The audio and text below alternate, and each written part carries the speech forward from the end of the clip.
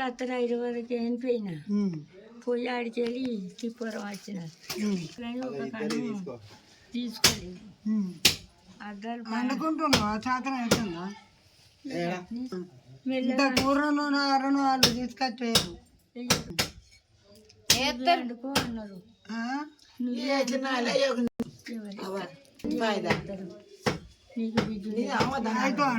రోజులు ఉన్నాం ఇద్దరం మాట్లాడుకుంటే తిందాం.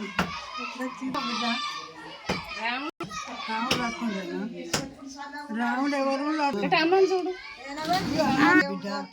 దేవుడు దొరకొచ్చిండు. నేను బిడ్డ దేవుడు దొరకొచ్చిండు. నేనన్నా అనుకున్నద్దు అనుకున్నప్పుడు పోవాలి, ఎంతనన్నా పని పోవాలని ఆయన వచ్చినాం.